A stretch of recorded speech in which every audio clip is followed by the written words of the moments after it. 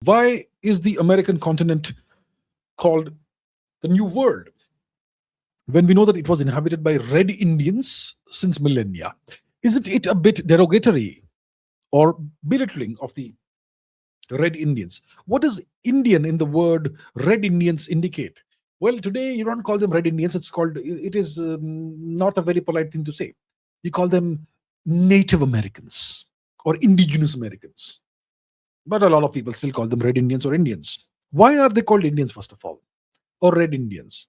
Well, see, first of all, if you look at the native people of the Great Plains region and so on in North America, they have this ruddy appearance, reddish skin tone. That's why they were called red Indians. But why were they called Indians? It's because of Columbus. Columbus had promised to his patrons, the King and Queen of Spain, that he was going to discover India by going westwards. And when he ran into the Bahamas, he imagined he had discovered India. So he went back and said, I discovered India, and these people are Indians.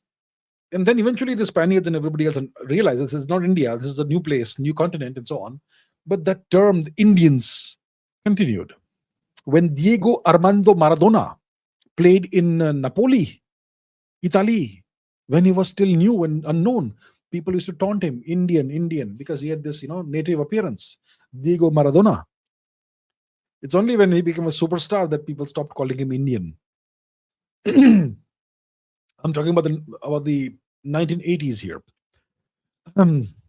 I think he was taunted as Indian even in Argentina. Diego Maradona. So they are still called Indians because Columbus initially believed that Columbus insisted until he died that it was India that he had discovered, by the way. And that term Indians just stuck.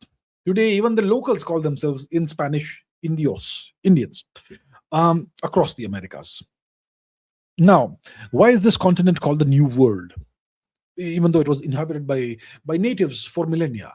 It's because when the Europeans discover something, that's when it becomes new. I mean, the Europeans discovered India also, right? We have been living in India for, 80,000 years, our people. But we were discovered by the Europeans. I mean, I sometimes can run out of polite things to say about them.